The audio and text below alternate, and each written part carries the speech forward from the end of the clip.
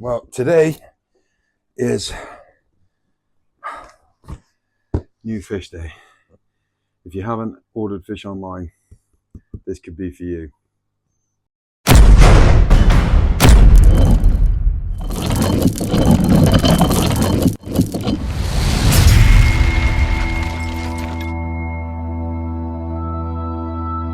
Right guys, so if you've never ordered online, this is typical of what good online fish retailers will do. The Tropco is one that we've used for a very long time.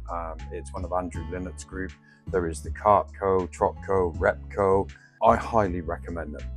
I have placed far too many orders with these guys than I would care to admit, but if you are buying fish that we have bred, chances are their parents have come from here. That may be one or two other places.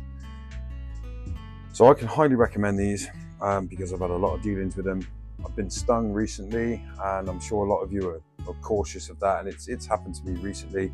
A company called Aquatropics, obviously not a very big outfit. They've got a small number of likes on Facebook, but they had advertised something that I was after. However, 3 weeks after they were due to be delivered, I still haven't even had an order confirmation email. So yeah, that's my experience with them. Maybe you've had a better one. The Tropco though have always been absolutely fantastic. Now, what are we worried about when we order fish online? Will they arrive? Aquatropics? No. Tropco? Yes. If you're in the UK, Tropco, Pier Aquatics, absolutely brilliant. Most of our fish, in fact 99% of the fish in this room, come from one of those two online websites. Quite hard to have a website that's not online. What would that be? Just a book? I don't know. So when you do receive your fish, highly recommend you open the packet just a little bit, start letting some light in, and then go and make yourself a coffee. Take a couple of minutes, all right? Just to let the fish adjust to having a bit of light back in the box, because they've been in the dark probably for 24 hours or thereabouts, close to it. Now, when you specifically order from Tropco, I haven't opened this yet, so genuinely, if the biggest fear in there, and that being that there are dead fish, if they are in there, you're going to discover at the same time as me, but that's fine. DOAs happen, they do. Unfortunately, it is a fact of ordering fish online or transporting fish in any way. I mean, a lot of these things come from the other side of the world, so there's a lot of transportation that goes on. However, with Tropco, I have had, I think, 2 DOAs in all of the orders I've put on. Both handled absolutely brilliantly and expertly, and pretty much immediate. They will sort it out for you, so I do recommend Tropco on that. Not sponsored by them in any way, shape or form, unfortunately, so just make sure you're aware of that. When you get your Tropco order, here will be your address and your order summary. Then over here is just a 7-day guarantee, talks you through what you need to do in the event that anything is not right. Now, they don't actually have to be dead on arrival, DOA, for you to contact Tropco and say, look, I'm not really happy about this. And I know we're not all very good at that, making a complaint. We're British, we don't complain very well. But honestly guys, if they are not happy at all, they want you to be in touch. They want to know what's happened, where a failure in the chain has happened, or understand why it's happened. So don't hesitate to get in touch. Once you've got your box open for a little while, you've had your coffee. But this is going to be too high up for me to do this. Yeah, this was a silly plan. We're going to move this to the floor and then we'll carry on. So like I said, we've had a million deliveries from Tropco over the past couple of years, and I know exactly what's going to be in here. When we lift this up, there's going to be this sheet of brown paper with leaflets. There's going to be probably 3 bags, maybe 4 bags in there, all in one giant bag, just so that if there are any leaks, it's all contained. There will then be heat packs underneath as well. Obviously, it depends on the weather situation. There's the leaflets. There's your giant bag with 1 big zip tie. It looks like we have 4 bags or 3 bags. 3 bags. And then you have a lot of paper on the top.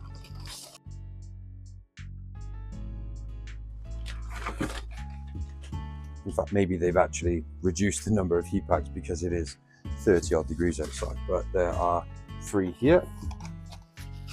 Still warm, and they're still perfectly malleable. When these things run out, they go brittle, hard and crisp. Okay, And in our giant bag, we have 3 smaller bags. Now, if you don't order many fish, you will quite often find that they will pack you empty bags of just water. Say empty bags, they've got water in them. But there's 2 reasons. One, to take up space inside the box so that the other bag doesn't rattle around, that sort of thing. But it also, water is a great heat keeper. So with more water volume in there, it will keep the water temperature across all of the bags much more stable, which is what we want. Now, we're going to pop this off and we're going to see what we've got. So, in bag number 1, we have some beautiful, stressed out but beautiful, long fin cherry barbs.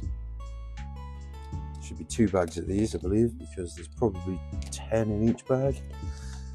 So we're looking to increase the numbers of our breeding colony.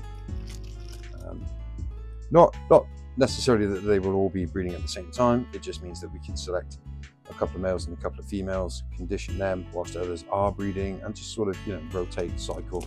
As you can see, no DOAs whatsoever. These are quite young fish, probably around a 3 centimeter mark. They're all doing very, very well. They do.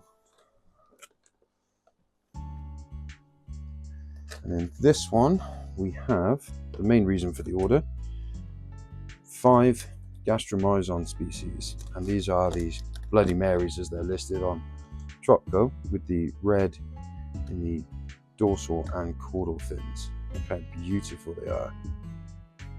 Now, they're not as easy to sex as the Soelias, the reticulated hillstream loach that we've been breeding here for the last couple of years.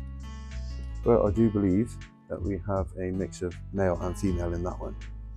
So once you've got it open, your acclimation process is entirely up to you. We definitely recommend plop and drop unless it is something seriously sensitive when it's been packaged like this and it's been in its bag for some time. Now, this could be up to 24 hours. So the amount of ammonia produced in there could be quite a lot. Now, hillstream loaches, they generally suffer with hypoxia. That's the biggest problem with them, basically not enough oxygen. These guys are all active and they're doing great. Now, why do we advocate plop and drop? So why do we advocate plop and drop? Well, yes, it is true that the toxic ammonia that is being produced in the bag, because of the lower pH of the water, because it's been sat there and acids have built up, we spoke about that in the pH video, the ammonia has actually turned into ammonium, which is pretty much non-toxic to your fish. It's not harmless, but it is far less of a problem than ammonia. So what's the problem? Well, as soon as you open that bag and you allow fresh air in to oxygenate that water, it's going to gas off the CO2. When it gases off the CO2, it's raising the pH, okay, because it's the free hydrogen ions in the carbon dioxide, the carbonic acid, that is lowering the pH in there and therefore keeping the ammonia as ammonium. So when you open that bag, the pH is going to start to rise and the toxicity of the ammonia is coming back. So really, unless you have very, very particular species, drip acclimation is not always the best way. We always suggest plop and drop over drip acclimation unless it is mandatory for that species. We don't keep any of those. Zebras, killifish, rainbows, endlers, all the different loaches that we have here, the whiptails, we've never drip acclimated any of those. Any. And they do absolutely fine. However, you do you, whatever you think is best. So because we are going to be plopping and dropping these guys in, all that we really need to do is acclimate them to the temperature. Dead simple. Turn your light off, open the top of the tank, rest the bags in. Now, do not forget, especially if you have a rimless tank which is filled right to the brim, that the bag that you're putting in is going to displace the same amount of water. Drain some water out first if you are that kind of person. Give them 15 minutes to half an hour, depending on what the temperature difference is. We don't want the temperature to increase quickly. A large bag like this that Tropco put them in is absolutely fantastic. So there's a decent volume of water in there, so it's not going to heat up massively quickly. It's going to take a little while. So we normally run around half an hour. Now, if you are going to drip acclimate them, if you can temperature acclimate them at the same time, fantastic. If you can't, drip acclimating them first, then temperature acclimating them is probably the better way to go. And if you are going to drip acclimate them, it's dead simple. You just apply maybe 1 drop every second or 2 seconds to the container that they're in until the volume of water they arrived in has tripled, so that you have introduced twice as much of your tank water to the water that they arrived in. Then they should be good to enter into the system. Don't forget, temperature acclimate them as well. So there we go. They're in, they're acclimating to temperature. It's a low temperature tank, this one. It's rice fish, wab and musters. There's a couple of pseudovogels in here. So they're just acclimating to the temperature. It's not going to take long. And then we're going to pop them in. Now with these, we're going to open the bag and we're going to scoop them out one by one individually by hand. You could plop and drop them, turn them upside down, empty the entire contents through a net. Be careful, especially with species that like to cling onto the side of the bag, that every single one of them has left the bag. Now if there's one clinging on there for dear life, and you've got 8 or 9 in a net, put the ones in the net in the tank first. Then you can simply either use your hand to get that one out. Don't tap it out, don't try and shake it out. If it really doesn't want to come out, just fill the bag with aquarium water and just keep tipping it until that fish slowly makes its way out, and it will make its way out. Try to avoid nets in the bag, trying to scoop them out, especially with anything that sucks. So plecos, especially your bristle noses, or big male plecos with the odontos, they tend to get stuck in nets and can cause harm and serious injury to the fish. Again, with fish like this, if you're trying to scrape them off the side of a plastic bag with a net, you don't have that much control over how much pressure you're applying. And I've seen a lot of people damage their sort of fin structure by trying to get them out of a bag that way. And especially if you're putting them into a fast flowing tank, which you don't need for these, by the way. You do not need a fast flowing tank. High oxygen, sure, fast flow, not necessary. But if you are putting them into a fast flow setup, you've essentially damaged how they attach themselves and stabilize themselves in high current. So just be mindful of how you're taking the stuff out of the bag. Now, hopefully that has addressed some of your concerns about ordering online. What are the major concerns? The fish won't arrive. Oh, well, I've got that with Aquatropics. Luckily, I'm with a bank that will let me back charge and they will sort that out. It takes 7 weeks. So yes, even though I will get my money back, they have still caused me an awful amount of hassle and I'll never use them again. The fish will arrive dead. With a reputable company, and I can promise you, Pier Aquatics and Tropco, at the time of recording, they don't sponsor me, I'm not affiliated with them, but at the time of recording, they will sort any issue you have quickly and efficiently. That's all you can really ask for. But it's so expensive, the shipping. Yes, sometimes it's a little hard to swallow. If you're just trying to buy one pair of endlers or a guppy, you don't want to pay £20-30 for shipping. But look at what you got.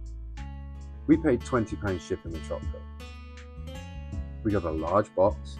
We got an infinite ream of brown paper. Like, these boys have seen what Amazon used to do and they've taken it to they've dialed it up to 11. We got 3 heat packs. It's summer. Normally, the other side of the year, you'll get more heat packs and they're not cheap. Yes, of course, economy of scale, but they're still not cheap. So for that £20, you've got a quality box, you've got the bags, extra bags, you've got heat packs, and you've got the actual courier service. Now, I don't know exactly how much they pay for their shipping, but it is the cheapest shipping. And I don't mean that as in it's a low budget option. They just charge you £20. They have a Saturday delivery option, which has a little bit more of a premium on there. But if that's the only day you're off, then it's definitely worth it. Other companies that deliver through the same courier do charge you more. Can't say whether they're making a loss or not, but expect to pay between £20 and £30 for a quality courier. If you don't, I mean, fish shouldn't be going through Royal Mail anyway. They shouldn't really be going through other couriers that are not licensed to carry fish. They're not trained on how to handle them. The depot isn't set up to handle them. So you don't know what condition your fish are going through. You don't know what condition they're going to arrive in. So guys, it's not the nightmare that it may first appear to be. Just find yourself a reputable company to order them through in the first place.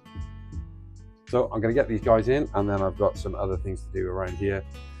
But until the next one, guys, I hope you find a reason to smile, and moreover, I hope you find a way to give a stranger a reason to smile.